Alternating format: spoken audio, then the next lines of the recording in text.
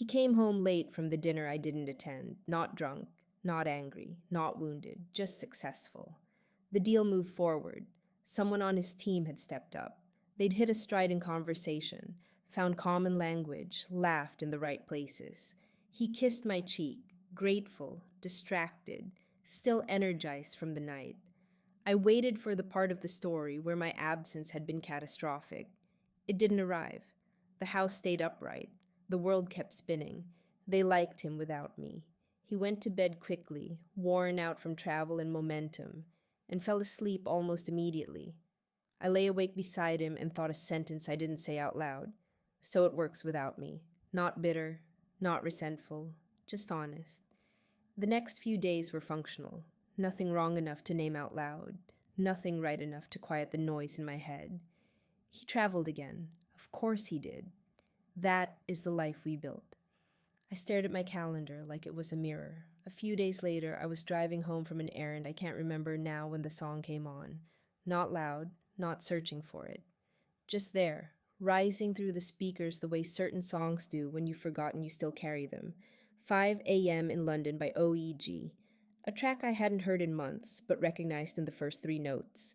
The kind of song that doesn't just bring back a person, it brings back the version of yourself that existed when you knew them. I pulled into the driveway and stayed there until it finished. Then I texted Nathan. Nothing dramatic. No confession. Just, lunch? His reply came back. Dinner on me.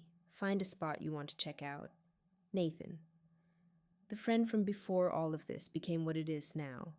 Before the performance became the person.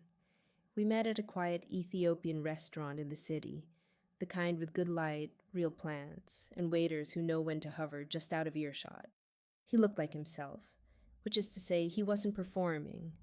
Buttoned down, no theater in the eyes, the tiredness that comes from a life built on effort, not access. When he saw me, he smiled the way people smile when they're happy to see you, not to be seen with you. We sat down. So, what's really going on? I smiled.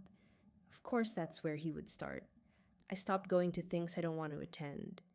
He nodded like that made perfect sense. And how did that go?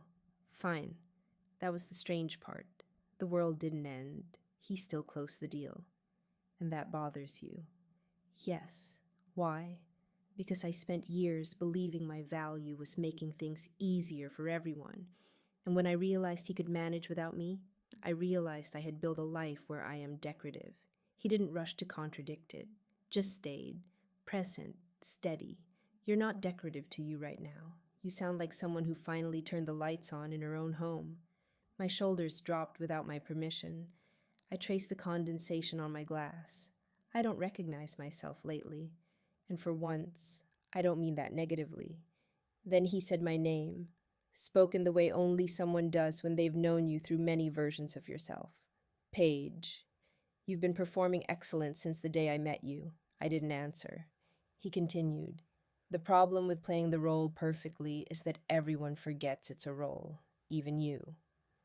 The words landed exactly where they were meant to. We ate without filling the silence. It wasn't romantic. It wasn't simple either. Two people pretending to catch up while something older than catching up quietly pulled up a chair.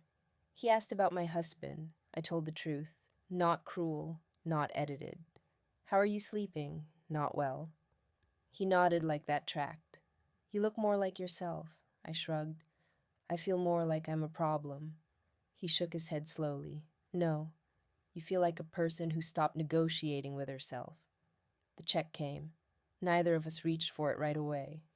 When we finally stood, we hugged the way people do when they're trying not to say everything their bodies already admitted. No plans, no promises, just, see you. On my drive home, the silence felt different. No guilt, no righteousness, just awareness. And the knowing that waking up has consequences. Some look like staying home from dinners, some look like saying no. And some of them mean having dinner with someone who remembers the person you were before you became what everyone needed you to be.